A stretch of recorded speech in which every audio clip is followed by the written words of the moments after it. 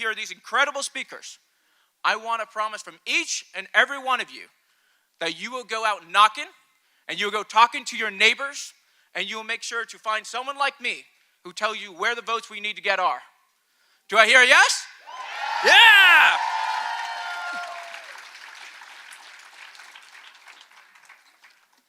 I just want to say, God bless America, and thank you, everyone.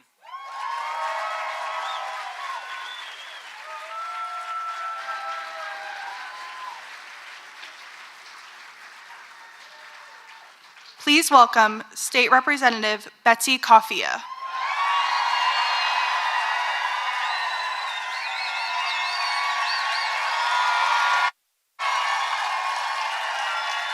Hey, Northern Michigan! Are you ready to elect Kamala Harris, our next president? Me too. My name is Betsy Coffia, and I have had the incredible honor for the last 2 years to serve as your voice in the Michigan House of Representatives. When I see all of you here today, my neighbors, I know, I can feel it in my bones. Northern Michigan is ready to do what we need to do to elect Democrats up and down the ballot and send Kamala Harris and Tim Walz to the White House. We all have different whys. We all have the different thing that burns in our hearts for why it's so important to us to see that outcome on Tuesday night. Some of you are here because you want to fight for an economy that works for working people, right? Some of you are here, I think all of you are here because you actually believe that every woman deserves the right and the dignity for reproductive freedom, to make decisions about our own bodies. Can I get a hell yeah? Some of you just are here because you are willing to do whatever we need to do within the ballot box and democracy to make sure Donald John Trump is sent packing and never comes anywhere near the White House again.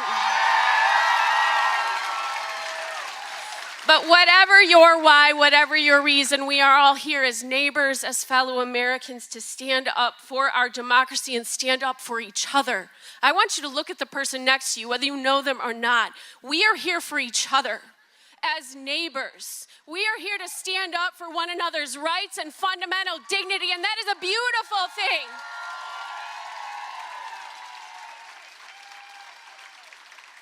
I'm here for lots of reasons, but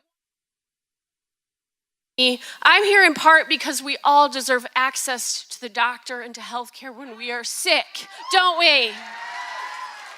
I'm here because I grew up in a hardworking family in Northern Michigan that didn't have health insurance, and we went without that care sometimes. That's what drove me into public service. I'm here because in 2020, I survived a very frightening brain tumor diagnosis, a major surgery, months out of work, and I know firsthand the fear that too many families have felt looking at doctor bills instead of having the space just to heal and recover.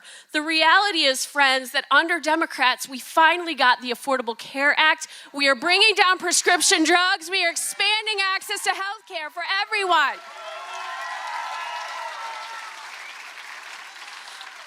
So many of you in this room and millions of Americans have those same stories. We know that experience. We know that it is critical that we preserve the Affordable Care Act. We expand healthcare access to every American. We also know that Donald J. Trump, after 9 years, has a concept of a plan. What? I'm sorry.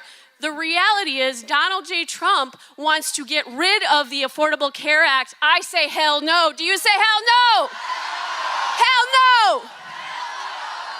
If Trump had his way, I would still be drowning in the $300,000 of medical debt that I experienced through my brain tumor crisis. That is shameful. No person, no family, no American should go through that experience. This is one of the many, many, many, many reasons why Donald Trump must lose on Tuesday, right? Donald Trump doesn't know what it is to be a good American. He only thinks of himself and his wealthy donors. That's it. We cannot give him the keys to the White House again. You heard what Paul said. 2 votes. 2 votes per precinct is what we lost to him in 2016. So I'm going to ask all of you what Paul asked. Do you promise me you are going to get at least 2 friends and family who might otherwise forget? Promise me you're going to get them to the polls on Tuesday.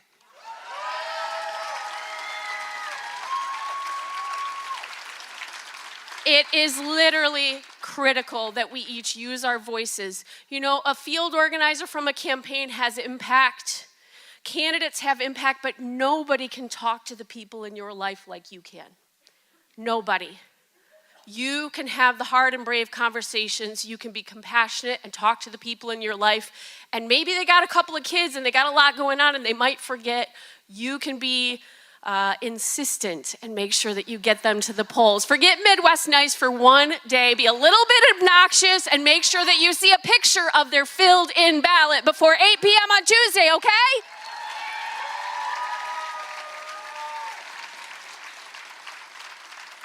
I want to leave you with a note of incredible pride and encouragement. I have been a little obsessively looking at the vote totals across all 83 counties in this incredibly important swing state of Michigan. And guess which region of the state has the highest voter turnout already? We do! We do! And we're going to keep it going. Let's make sure that Northern Michigan has the highest voter turnout in the entire state on Election Day. Let's do it! And let's make sure we send Democrats from county commission to state house, because I'd love another term, all the way up to the White House, where we're going to elect Kamala Harris, the next president of the United States. Thank you, everybody!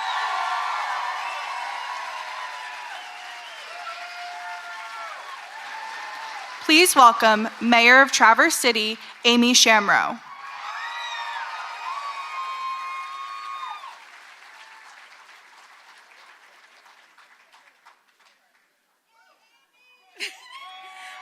Hello, Traverse City. It's my honor to stand up here as your mayor and to be at this rally. As many of you know, I run as nonpartisan as mayor. I think partisan politics can actually make it harder to find common ground and solve real problems for our community. But this election is too important to sit on the sidelines. Donald Trump presents too great a threat to our country. So I'm proud to stand here tonight doing everything I can to turn the page on hatred and chaos and fear and elect Kamala Harris as our next president of the United States.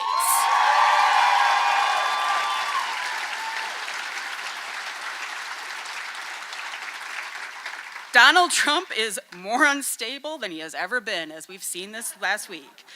Every day he says something more vile than the day before. He has no regard for our civic institutions and no plans how to make everyday Americans' lives better. His closest advisors from his last term think he's unfit to be president. They say he'll rule like a dictator, that he will seek vengeance on political opponents, and that he will, quote, or that he is, quote, fascist to the core. We cannot give him another chance. Not going back. In Kamala Harris, we have a leader who we can trust. Someone who has the integrity, the honesty, and the resolve we need from a president. She will get up and fight every day as hard as she can for you. Woo! Let's do it. From lowering our costs to protecting women's health care, to fighting back against climate change, to making our democracy stronger, she is the only choice. That's right.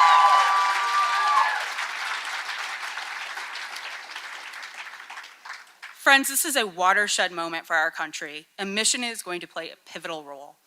Over the next 4 days, I hope we can give everything we have to winning this race, to defeating Donald Trump once and for all, and sending Kamala Harris to the White House. Let's do this. Thank you.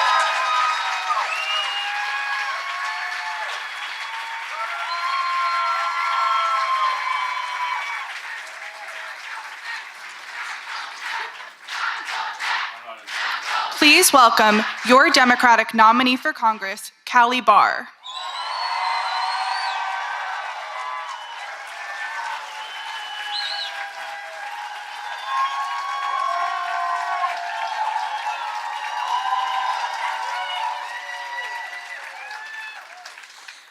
We are here today because we believe in something that is bigger than ourselves. And there is power in that.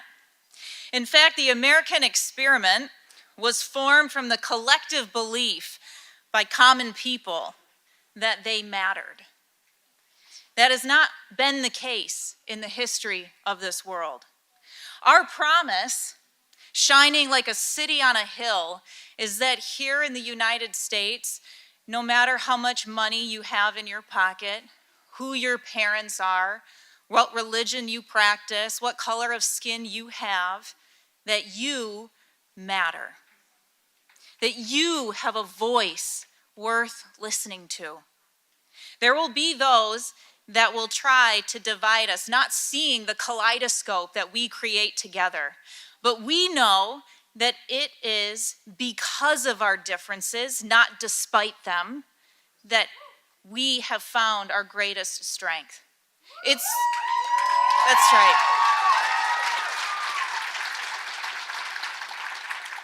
It's the cornerstone of our creativity, of our innovation, of our ability to lead into a new tomorrow unafraid. And we cannot lose that. We know that our collective voice as Americans has different shades, tones, intonations, and accents, but the song that we sing is one that no one else can. And with that song, we've inspired the entire world, and the world is watching us.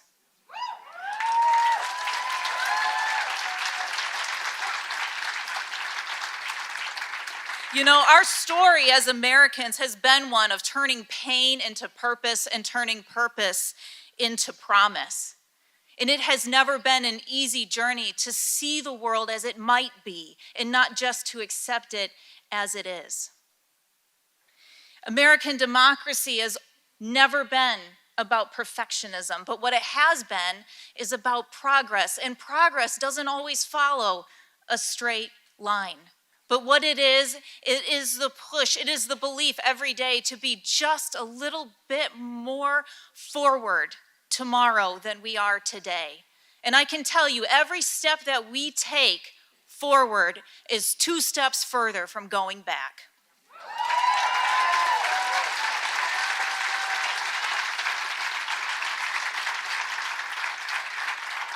I was talking to my friend the other day, and she told me a story about her young son on the playground. There were a group of kids playing a game, and there was one little boy. They said, "We don't want to play with you," and they told him to go to the other side of the playground. And her son felt bad about that, so he left the game, and he went and he stood with that boy. And she said, "Son, that must have been really hard. Thank you for doing that." And he said, "Mom, that wasn't hard." He goes, "I just want to make the world a better place." We have that power. We have it when we reject hatred and division. You know, as a military spouse, my friends who were barely 18 and 19 years old who gave their lives for this country, I'm going to tell you, they did not do that out of their hate for any enemy. They did that out of their absolute love and their devotion to one another.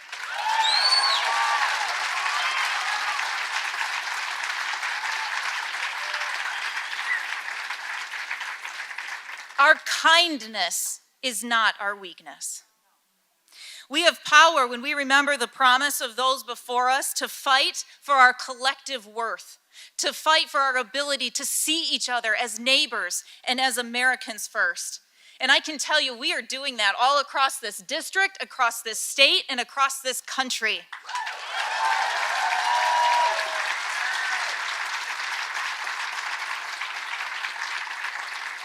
I have been campaigning now for over a year, and far from being demoralized, I have been totally and completely inspired. You know, every single month I have a Vietnam veteran from Escanaba who sends me a letter. He's done this for over a year, and in that letter there are only 3 words: keep the faith. Keep the faith.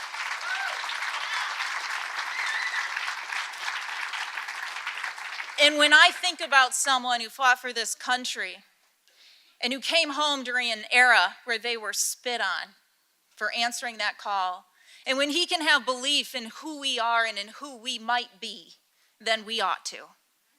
And I do. I do.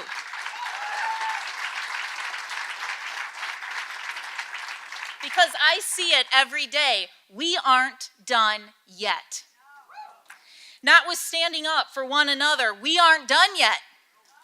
Not with believing in our distinctive and collective voice, we aren't done yet. Not with showing our worth through the power of our vote, we aren't done yet. Not with American democracy, we are not done yet.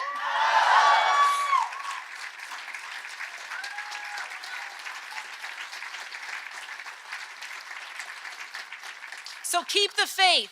Keep the faith, my friends, because this right here, this is just the beginning.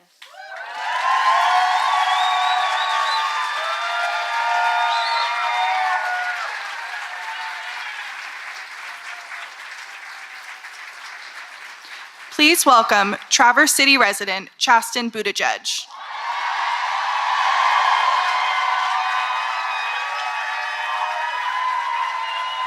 Hello.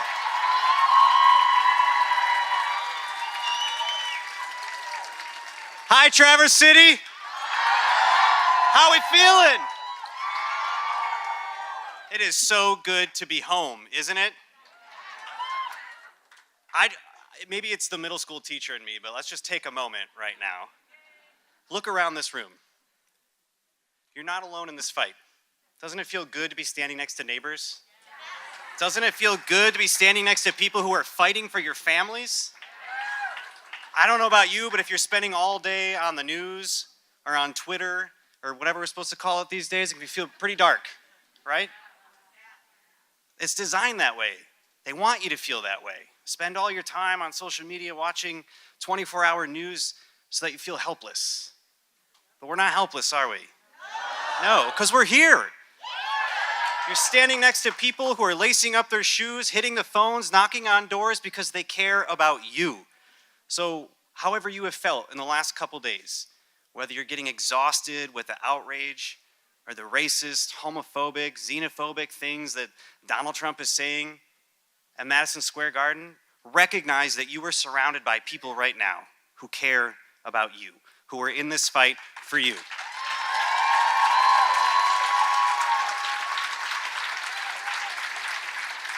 I'm having a little bit of a pinch me moment because as someone who grew up just outside of Traverse City, who grew up here in northern Michigan, I never thought this would happen.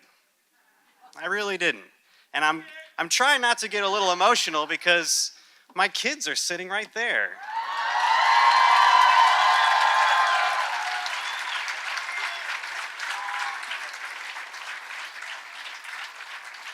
Growing up in northern Michigan, I don't know about you, I don't know what your family was like, but in my family, we were told not to talk about politics. You don't want to ruffle any feathers. You don't want to ruin a good Thanksgiving dinner. Well, right now, it's time to ruffle some feathers. I feel like in a way we didn't talk about politics because we felt like politics wasn't talking about us. I am the product of a hardworking set of parents. My dad has owned a landscaping company here my entire life. In the winter, my mom and dad make handmade Christmas wreaths. Before there was a Great Wolf Lodge in Coles, if anybody remembers, there was a little white stand on the side of the road. And that's where I would help my dad sell Christmas trees. Well, I would watch my dad load the Christmas trees up onto the car. I was a little small, but I know what it felt like as a kid growing up here to feel like politicians didn't care about you, especially as a young kid in the closet watching politicians and in my faith group and people in my own community tell me what it was like to be gay in this country. I watched as mom was diagnosed with a very rare form of skin cancer when I was in high school, pre-ACA. And I would watch as we'd go through the Walgreens drive-thru and mom would get this topical chemotherapy she had to use. It was really expensive.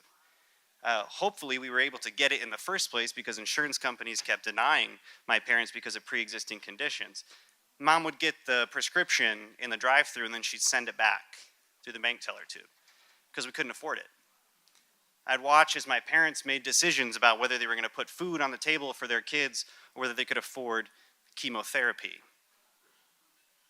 And then I grew up. and those parents who gave me the best childhood a kid could imagine, I was sort of taught that you had to be one kind of kid in Traverse City. If you can believe it, I was a 4-H'er. I have the blue ribbons to prove it. But growing up in a certain environment, a certain type of politics, I was made to believe that you had to be one type of kid in Traverse City or you had to get out of here. And so when I finally figured out who I was, that's what I did. I couldn't even find the courage to tell my parents about it. I wrote them a letter and I ran away. Slept in the back of my car, putting myself through classes at NMC, working at Cherry Republic and eventually Munson. But my parents called me home because they put politics and they put prejudice aside because they wanted to keep their kid alive. I'm so grateful for their love.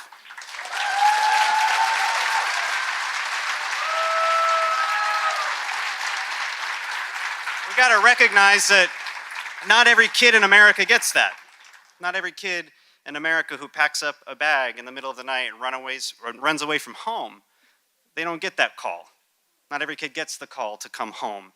And it was very hard at that time, I know, for my parents to tell their friends, to tell their church that they had a gay son and they were proud of him.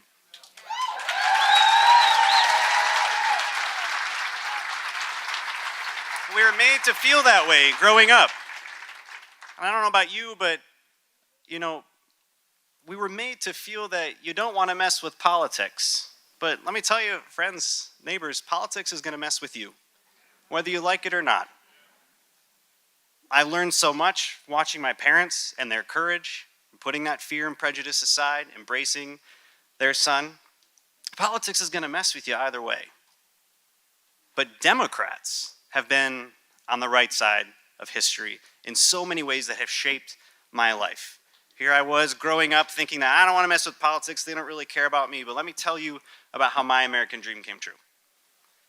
Mom's diagnosed with cancer when I was 17, pre-ACA. And then what do Democrats do? They pass the Affordable Care Act, which allows so many families to afford the health care they deserve. Eventually, we get to that day where we're allowed to have these. Democrats did that. That's one vote. That's one vote on the Supreme Court.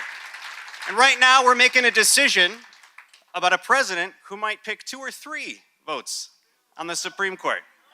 And they're already flirting with taking these things away. For as much as I love my husband, and we have our disagreements about who loads the dishwasher, but I'd like to keep it. I'd really like to keep these. We got a call, Pete and I, after this dream comes true, a couple years later, that changed our lives forever. Short notice, got to get to the hospital right away. There's 2 kids that need you. Changed everything. And I will never forget that feeling of getting to the hospital and holding these 2 newborns in our hands. And all of a sudden, for any parent in the room, you know what it's like. That holy crap moment.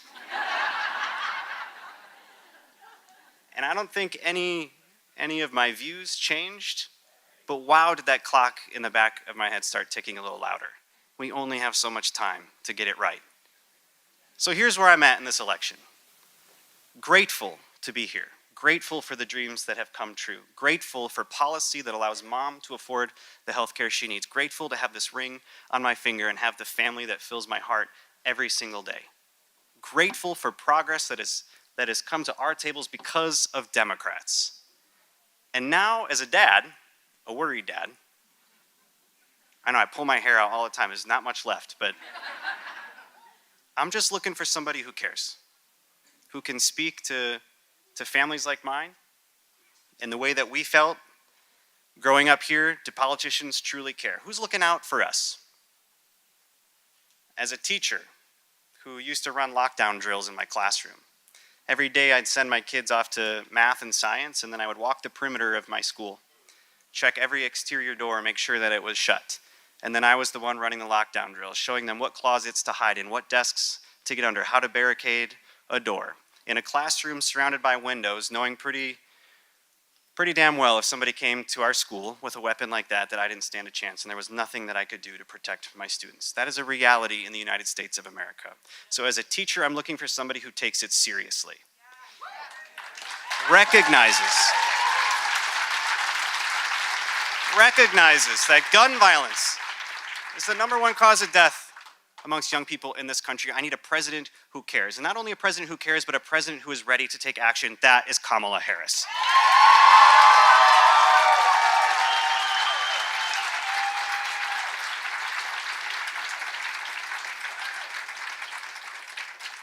Kamala Harris is ready to expand the ACA and fight to make sure that every family can afford quality health insurance in this country. You know what Donald Trump's health care plan is?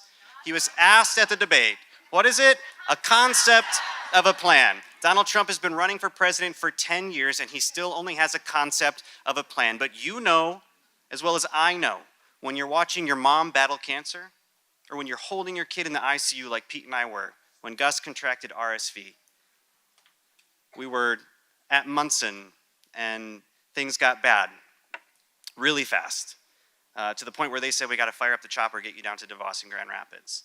And then a thunderstorm rolls in and you're riding in the back of an ambulance for 2.5 hours, down 31, holding your kid, your hand on top of his head, telling him it's going to be okay, and you're not sure. And then you get to the hospital and you hold him, breathing tubes, wires everywhere, listening to the heart monitor in the background.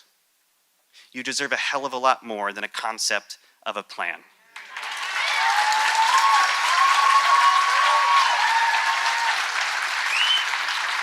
So my friends, it's deeply personal for all of us. It's deeply personal for me. And I know it's deeply personal for you. We got a couple days to go. You all have a why. There is a reason you're in this room tonight. And it might be different from mine, and it might be different from your neighbors.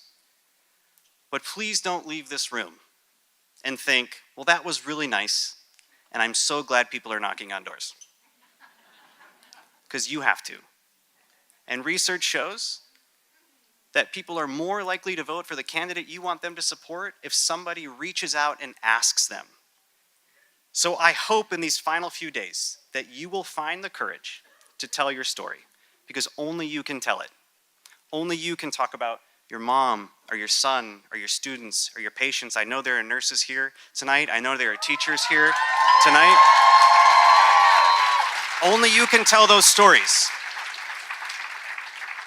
Please sign up for a shift and please go tell your story. It might be the only thing that gets somebody off the couch into the voting booth. And remember, you can vote early. Who's voted early? Incredible. I hope you will embrace that power in your vulnerability. I hope you'll find the courage to do it. You can do it, I promise. It's easier in groups. Find a friend, take a couple friends. I saw a meme today that said the same movies that are playing this weekend will play next weekend, so it's okay. It's okay. But it's not just me as the surrogate asking you to do it, it's me asking you as a teacher and as a dad. And there's so many families in this community that need you to go tell your story, because it could be you. You could be the only thing, the only person that can convince somebody else to turn out that vote. Go tell your experience about what it's like to be a farmer here in northern Michigan. Go tell your neighbors why a union has saved your life. Go tell your neighbors why healthcare has saved your life. Go tell your neighbors about why we actually need the Department of Education.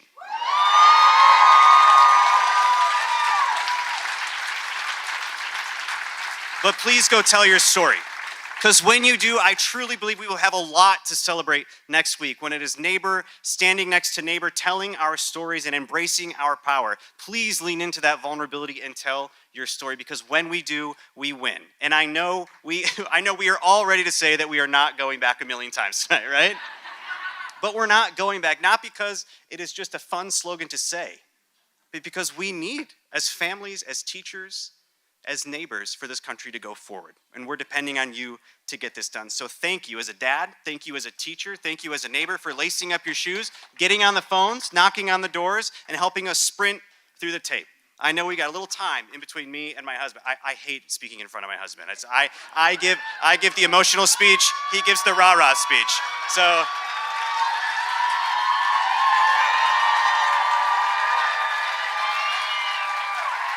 I like him too. I didn't realize there was a break in between us, and I was like, oh boy, I'm always the one that, wants to talk about this. Thank you. I hope in this break that you will meet the people standing next to you, because it is so much easier to do this with friends. Meet the people next to you, say hi to your neighbors. Maybe you'll meet some friends that you can knock on doors with this weekend. But we're all counting on you, because good government in the end is just about making our lives better so that we can go back to playing with our kids. We can do the things that bring us joy. So we're not spending every night wringing our hands worried about what Donald Trump is tweeting or who he's poking at, so that we can enjoy what makes us happy and fulfilled as family members. So take some time, get to know your neighbor, and please sign up for a shift to knock on doors. I'm so grateful to be home. I'm so grateful to be surrounded by friends and family and neighbors who are going to get this work done. So we have a lot to celebrate next week. Thank you, Traverse City. We'll see you in a little bit. Thank you.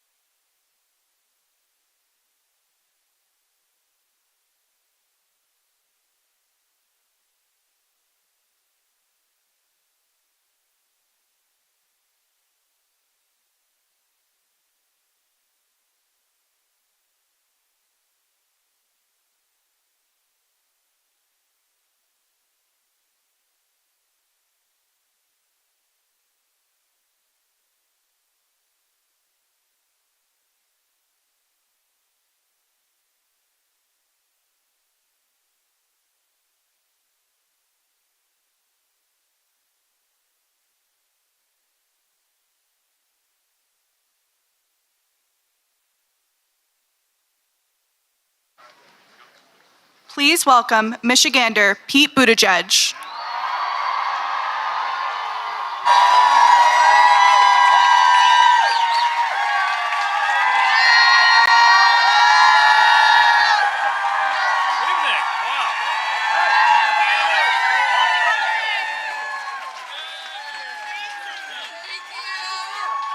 Everybody, good evening, Traverse City.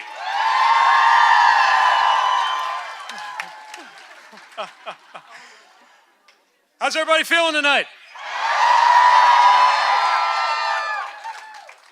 Anybody who thinks that the process of reaching out to our neighbors and asking them to vote and exercise their democratic rights, anybody who thinks that can't be joyful ought to be in this room to see how we're lifting one another up. This is what politics ought to look like. So here we are, 3 more days before Election Day, depending how you count. It's down to the hours.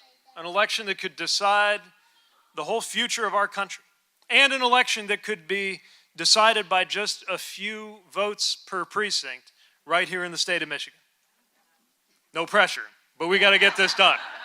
Are you ready to make sure Michigan delivers for Kamala Harris and Tim Walz?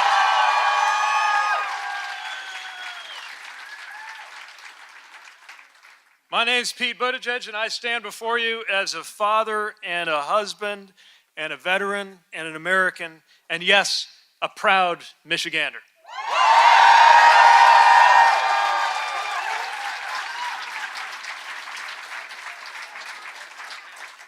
I didn't move here because it happened to be the center of the political universe. I moved here because I fell for this certain son of Traverse City, a teacher that you just met, Chaston.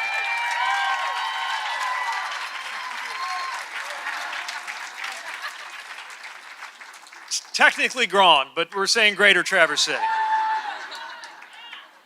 He changed my life, and we are so proud to be raising our son and our daughter in this great state, in this amazing community, and bringing them to their very first political rally, which they seem to be enjoying.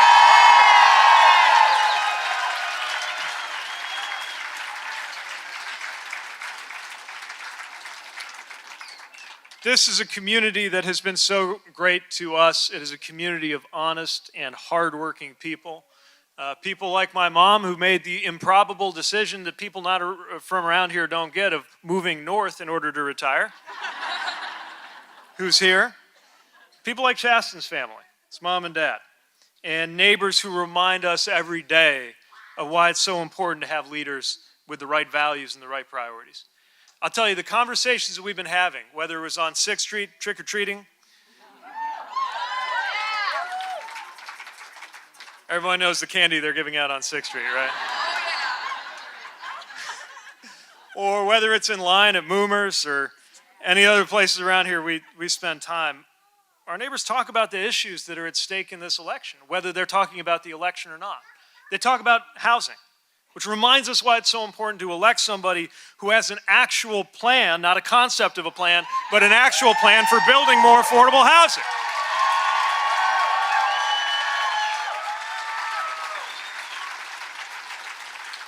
Our friends and our neighbors talk about the cost of raising kids and how much we care about their future, which is why we need a leader who's actually prepared to make childcare more affordable, not Donald Trump's Project 2025 plan to abolish the Department of Education and use the money for tax cuts for billionaires.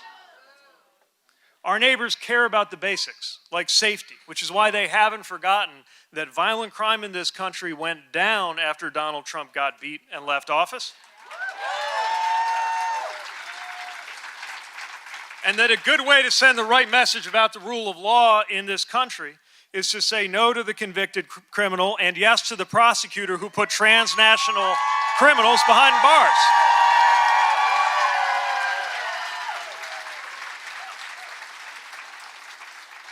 And our neighbors are freedom-loving people, which is why they're not impressed with Donald Trump saying any American citizen who disagrees with him is the enemy.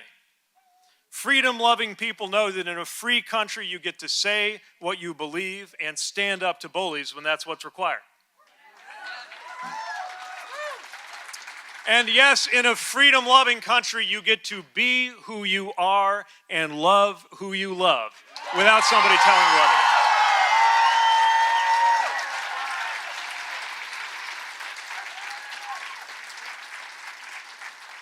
And our neighbors in northern Michigan know that in a freedom-loving country, a woman makes her own health care decisions, not some politician telling her what to do.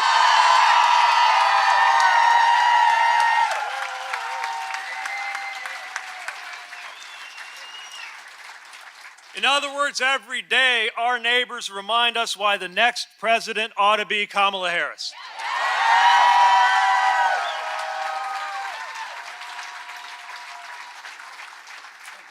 And if you want a reminder that she's somebody who has her priorities in the right place, look no further than her running mate, my friend, somebody who, just like us, makes his home along the 45th parallel, Governor Tim Walz of Minnesota.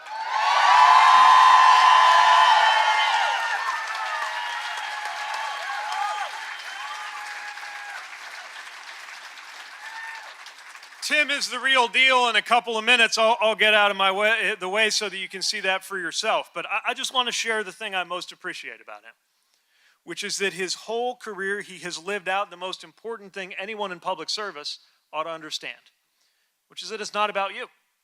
Think about what he's done with his career. A teacher, a non-commissioned officer in the National Guard for 24 years, a coach.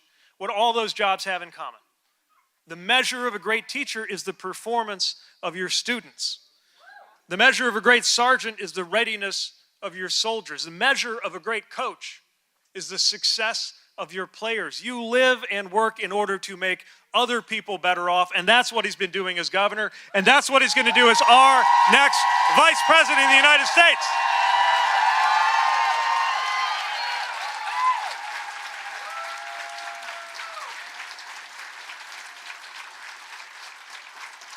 Folks, as you get out there knocking on doors, as you talk to that person, and every one of us has them, you can picture them right now in your family who we still haven't quite got through to. Maybe we haven't convinced them on how to vote. Maybe, just as important, we haven't quite convinced them on whether to vote. But think about why you're here. I know why I'm here. It's our family, right over there. It's the first thing I see when I wake up in the morning, be it at 6 in the morning if we're lucky, or 3 in the morning when one of them comes running into the room reporting their most recent nightmare. For our daughter, it's dinosaurs. Dinosaur got me, she'll say. And as a dad, I get to put my arm around her and say, no dinosaur is going to get you. Right? I'm batting 1,000 on that, right, P? No dinosaur is going to get you. And it feels really good as a parent to make a promise to your child that you're 100% sure is going to come true. With zero effort on your part, I might add. But of course, we're all here because of the promises we want to make to our kids that aren't going to happen with no effort. I want to be just as sure when I promise her that she's going to have more and not fewer rights than her grandmother did.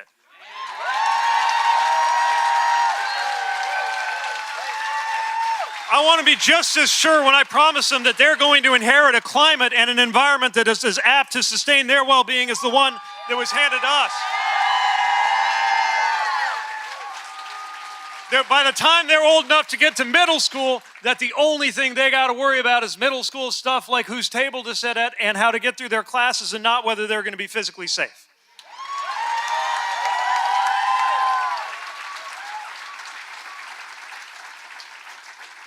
And most of all, that by the time they're old enough to ask what I was doing, what Chasten was doing, what we were doing back in the 2020s, when it was all on the line, that we did what it took to secure their future by electing Kamala Harris and Tim Walz, the next president and vice president of the United States. Thank you, Michigan. Thank you for coming out. Let's use every hour we have and get this done. Thank you.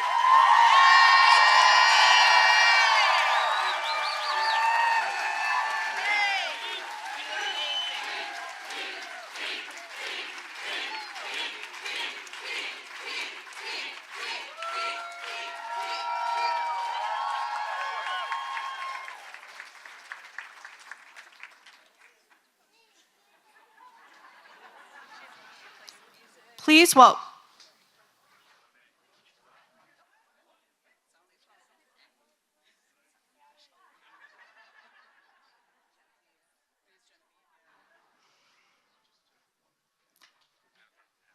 please welcome Michigan High School teacher librarian Genevieve Miner.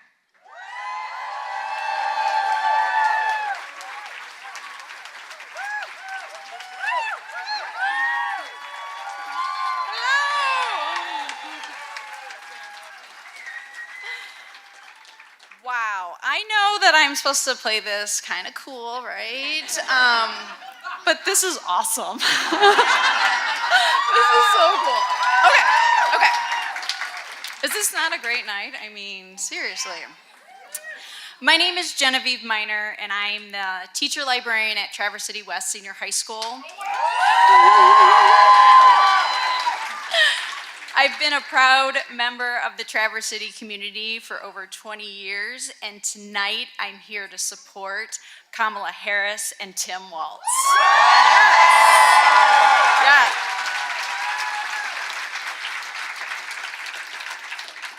I was born and raised in East Detroit, Michigan.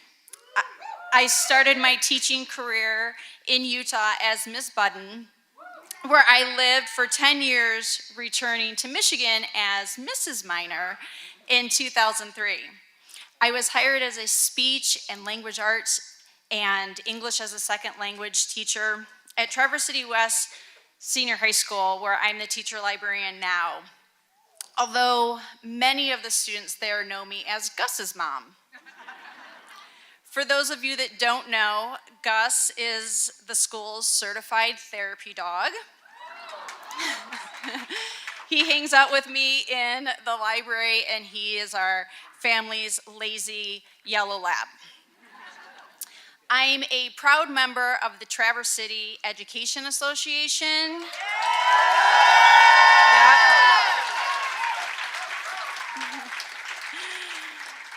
And I serve on the Michigan Education Association Board of Directors. The stakes for this election could not be higher for our students and educators. Donald Trump's extreme agenda would gut resources for public education and leave our young people out to dry. It would slash billions in federal support for the nation's most vulnerable students and roll back nutrition programs. It even calls for eliminating the Department of Education. Kamala Harris, on the other hand, will invest in public schools.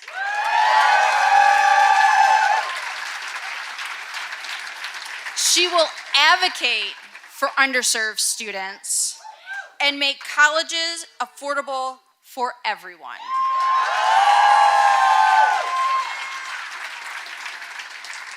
Traverse City, doesn't that seem like an easy choice? Right? Kamala knows that good public education is the ticket to a better future in this country, and she has delivered results. As vice president, she helped forgive student debt for millions of borrowers, invested in community colleges, and secured the single largest investment in public education in American history. Yep. And in her running mate, she picked a public school teacher.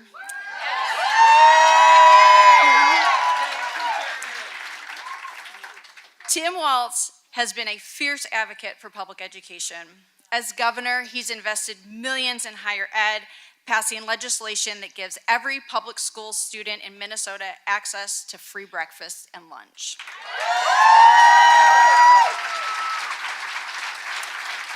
Now, Vice President Harris and Governor Walz are fighting to strengthen public education as a pathway to the middle class. It's a cornerstone of their campaign.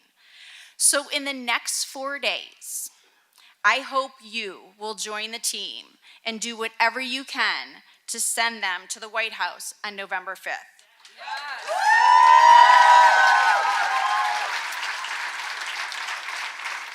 For our students and teachers, the answer is clear.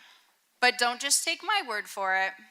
Ladies and gentlemen, it's my honor to bring to the stage a teacher, a former NEA member, and a lifelong Midwesterner, the next Vice President of the United States, Governor Tim Walz.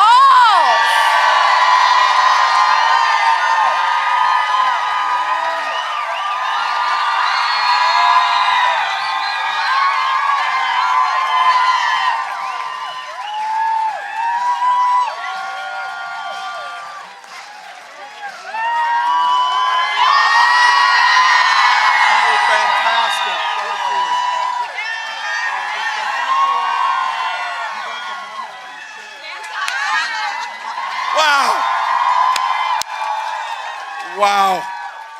Well, hello, Traverse City. It's great to be with you.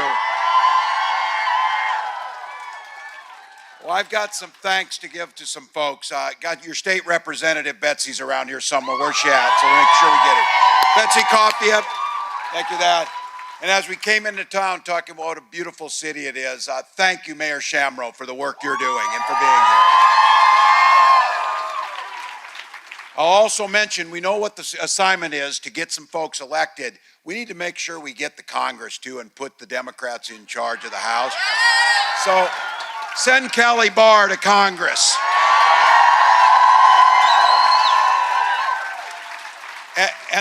And a thank you to your very own, to Chaston and Pete. They're a treasure to this country and the work that they do. I do not know where Pete finds time to do all he does, and everything he's done is done with excellence. I didn't think I could like that guy anymore, but tonight he just warmed the heart of a geography teacher when he talked about the 45th parallel. It's amazing. And to Genevieve and all my fellow teachers who are here tonight, I want to thank you for all the work you've done. You heard me use a line where I said, don't ever underestimate a public school teacher. They just get it done. And I saw a lady today say, well, it's taken us 250 years to get a public school teacher on the ticket. We're not losing this one. We're winning it. We're winning it. So, and Genevieve and I have something in common. She's Gus's mom. I'm Gus's dad. So I'm proud of that. So thank you all. Beautiful, beautiful Friday evening, and here you all are. Could have been anywhere else doing anything else, but you're not. You're not because you love America, and that's why you came. So thank you for that. I'm grateful. You know that old Tom Petty song, "The waiting is the hardest part." We're down to 4 days, people. Just to put this into perspective, I was looking at my watch. We're under 100 hours till polls close. Is where we're at. 100 hours. Yeah.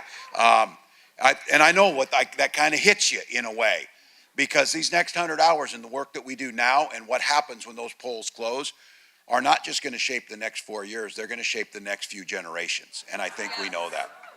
Now, it's hard to believe, but you see it. There's a few folks out there still haven't made up their mind. They're looking, but in all honesty, people are out there kind of shaking, and you hear this one a lot. I hear it when I'm from, relatives, friends, family, whoever it might be.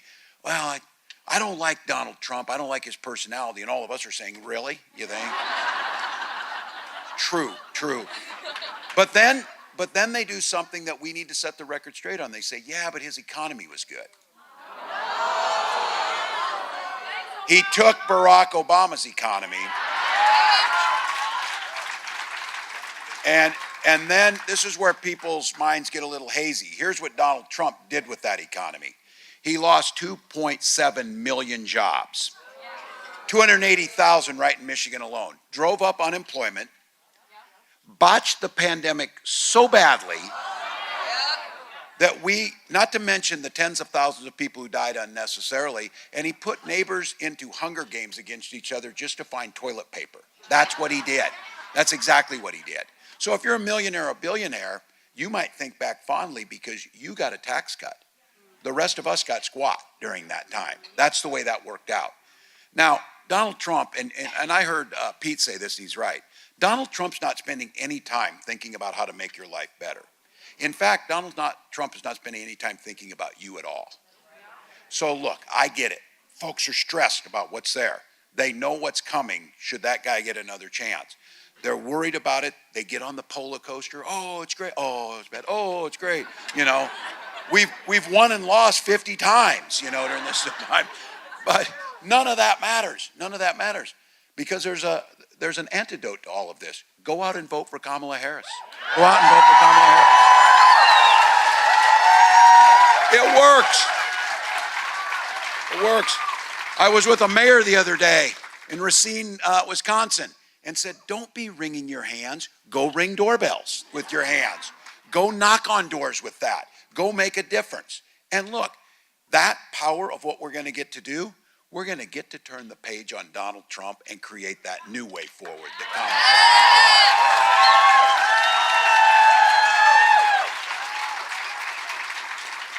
comes. Look, the facts matter. Under Kamala Harris's leadership, we've seen 400,000 more jobs created in the state of Michigan. Talking about a new way forward, you saw it, you witnessed it, the world saw it the other night as she stood in the ellipse on the National Mall with the White House behind her, the Washington Monument. You saw it. You saw what a president sounds like, a president's vision, and she made it very clear. She made a promise to all Americans that she would bring a to-do list to the White House, not an enemies list.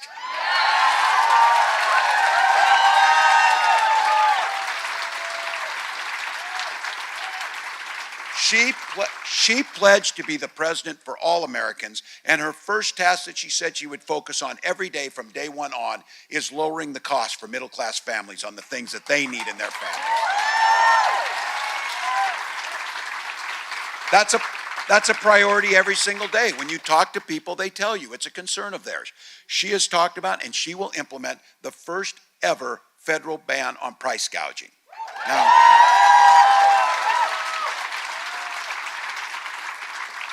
quick primer on price gouging. I was with a farmer up in Erie, Pennsylvania, and we were talking about this, and he grows some corn. Hey, the Erie people are here.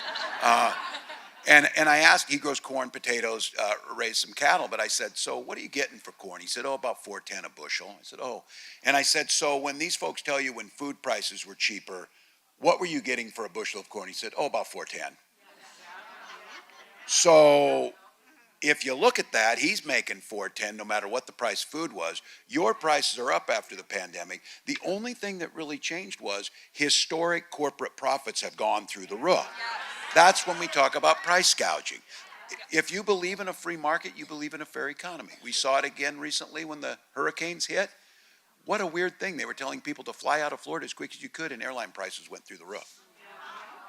That's immoral. That's wrong. That's why 37 states have price gouging. Kamala Harris will put in a federal ban on price gouging to make it.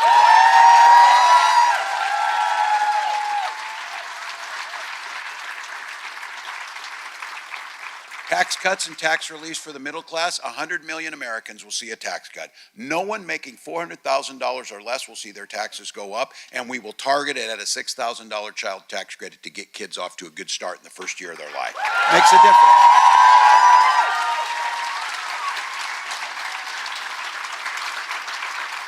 Under Kamala Harris's leadership, we finally got for seniors a cap on insulin of $35 a month for the big deal. She's talking about extending that to every American because we saw this happen in Minnesota. There was a young man named Alex Smith. He aged off his parents' insurance. What he had to do, because he didn't have the money, he started rationing his insulin, and Alex Smith died. So his mom, Nicole Smith, came to the Capitol and said, I'll never let another family go through this. And in Minnesota, we passed $35 cap on insulin for everyone. That's how this is supposed to work. Now,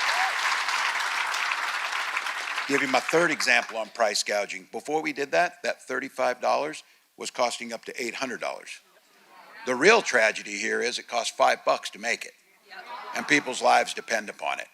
The economy works best when it's fair, and in Minnesota we have a saying, we all do better when we all do better, and that's exactly what Kamala believes. A real plan to enhance lives, and some of the younger folks here, I know you're not going to think about this much, for some of them my age and older, Medicare is a big deal. So I didn't know this. I turned 60 earlier this year. Now I spend a lot of my time thinking about Medicare. That's the way it works. But look, it's dignity in our life. It gives us a chance to live our lives with dignity and be in place.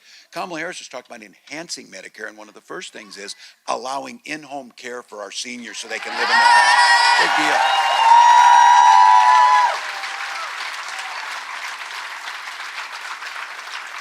Building Medicare services out to include glasses, vision, and hearing aids for our seniors. Big deal. Again, to the young people, I know what you're thinking. It's not a big deal. We got my mom a hearing aid here a few years ago. She's a lot more fun now that she can hear us. I'll just tell you that. And the idea of something that's so important to middle-class families, it's our true path to generational wealth and the thing that provides us security, making it easier to buy your first home with $25,000 down payment assistance.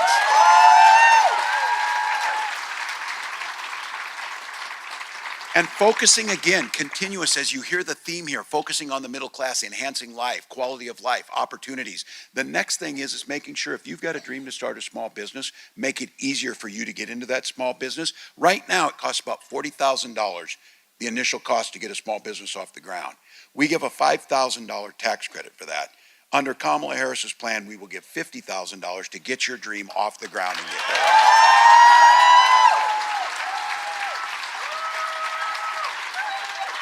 Now,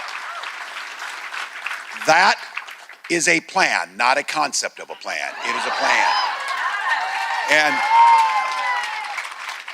And when we get asked, because Donald Trump's plan will blow the national debt through the roof, as he did. He calls himself the king of debt. And when we got asked about how will you pay for your plan, I said, well, we'll start by having Donald pay his taxes, and that'll be a good start, which he does not do. But don't think these guys are going down without a fight, and don't think that they don't truly have a plan, because they do. And they wrote it out. It's about 900 pages, and it's Project 2025. Now, yeah, you know what? I was with Barack Obama. He said, don't boo, vote. Don't boo, vote. There you go. But you know what? Sometimes booing is what they need, and you can boo this. So. Look, now they're distancing themselves. Oh, I've never seen these people ever. You know, whenever any of this happens, I've never seen them. I don't know who they are. J.D. Vance literally wrote the foreword to the book of the architect of Project 2025. Yep. Now, I've been saying this. I have never wrote the foreword to someone's book, but I'm pretty sure I'd remember it if I did. I'm pretty sure about that. But look, as a football coach, if you take the time to drop a playbook, you're going to run the plays. They plan on running the plays. And let me tell you, this playbook is a damn nightmare for the middle class. It attacks everything that we need. First and foremost, one of the most effective things we did, and I want to thank everyone who did this. President Biden signed it into law. The vice president was there to cast the votes on these. Finally, we had an infrastructure investment that rebuilds this country. Infrastructure.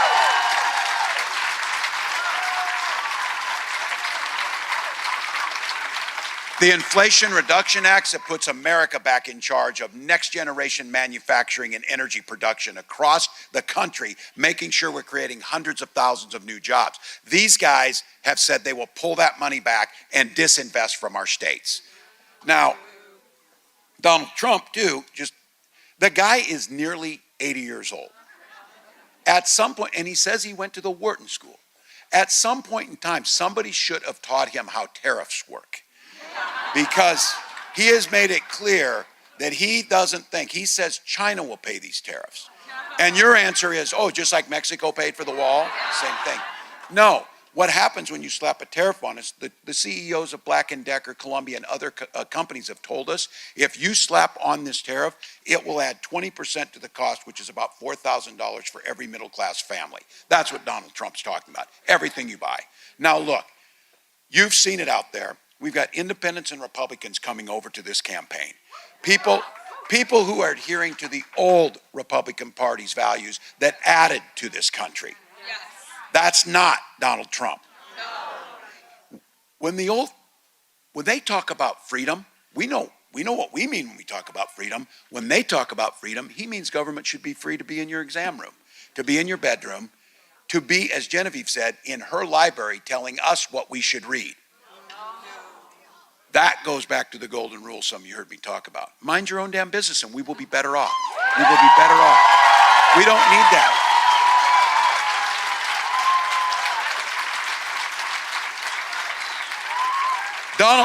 Donald did an interview a while back. It was like a 30-minute interview. And in that 30-minute interview, 11 times he volunteered and told the person why he wasn't weird.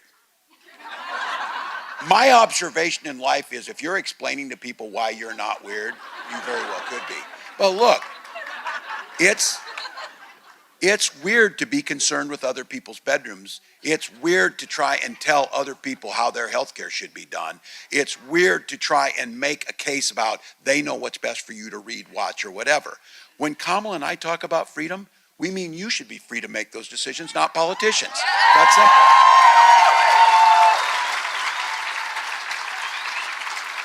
Real freedom means after a lifetime of work, our seniors, our parents and our seniors should be able to retire with dignity by strengthening Social Security and Medicare, not cutting it.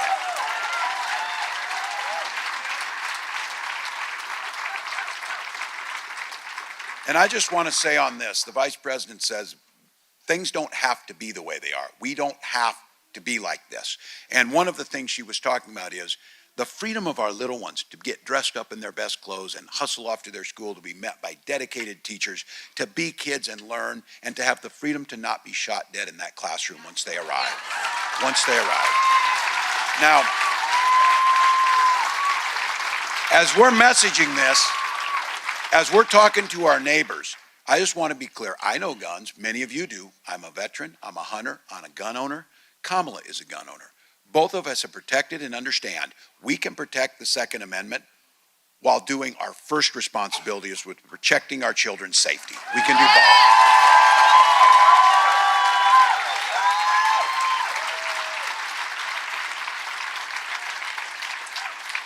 And to those undecided folks that was getting out there, this final 100 hours, people are still moving around. I don't think it's just the undecideds. I think you've seen this week, you've seen the worst of Donald Trump come out, and he continues to do it. And I want to just say about this, I want to talk to the guys in this room. Think about the women in your lives who you love. Think about the people in your lives you love, women. Literally, this election, their lives are at stake on how this comes out. Donald Trump's the guy who appointed those Supreme Court justices, all three of them, who stood in front of their confirmation hearings under oath and said, oh no, Roe is settled, we won't do anything about it, and then proceeded to overturn it. Donald celebrates that and says that was on him. He is saying he is happy that those women you're thinking about in your mind right now have fewer rights than their mothers or their grandmothers had. And as Kamala said when in those hearings, she asked those judges, can you name a law that has the government over men's bodies and things that they can do? Can you name what that law is? And it was nothing. So let's be very clear about it. Because of Trump, 20 states have Trump abortion bans. He said it's a beautiful thing. The other night he said this. He said, if you're a woman, he'll be your protector.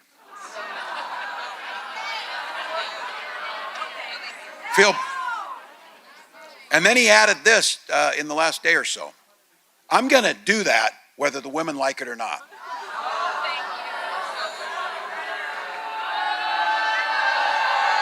Well, I believe that's how he's lived his life, and I believe he'll continue to do it, because here's what we see now.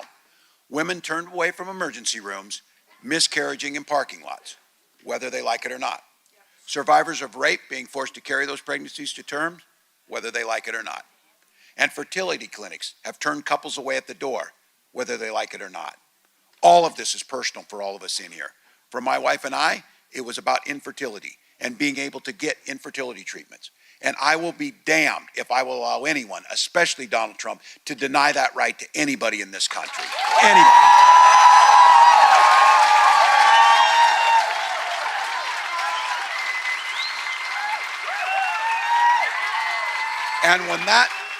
And when we pass, we take back the House, hold the Senate, and we pass a reproductive freedom bill, President Harris will sign it into law.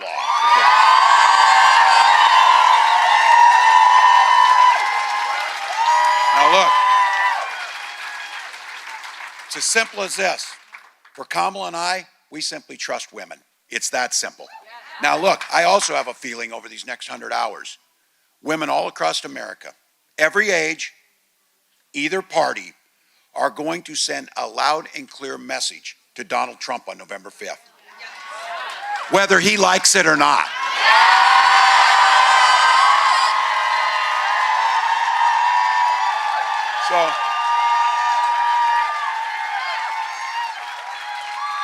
So Kamala said it. We're sure the hell not going back, people. We are not going back.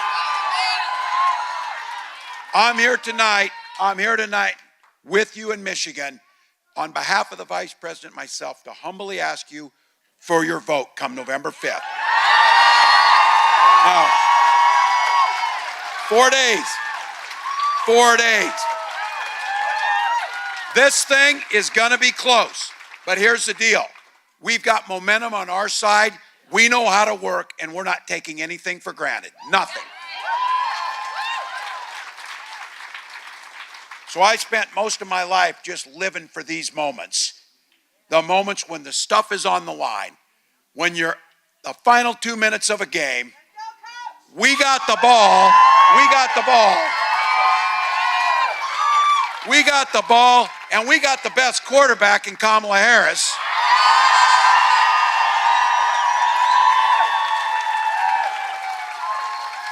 We got the best team, which is all of you.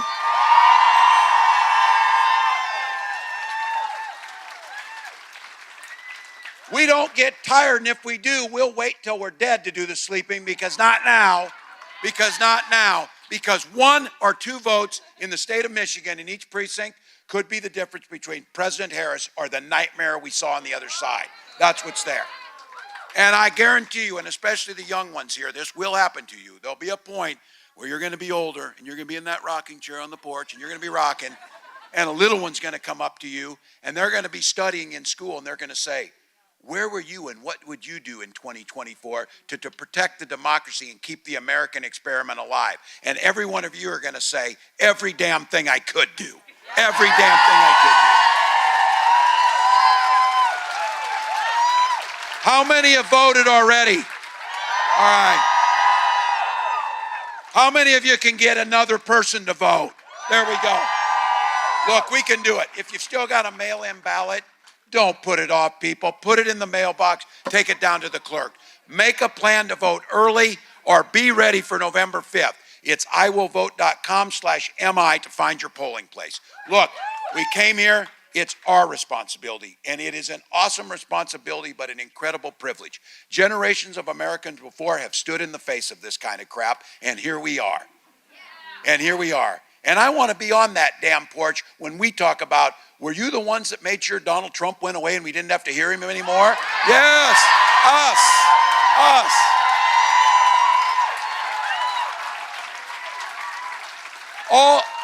All the good things we're going to do, that's the bonus. This guy's going away. That's the bonus.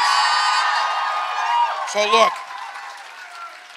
Vice President Harris has told us this. When we fight, now we're in the mode. When we vote, Michigan, win this for America. Let's go. Let's go.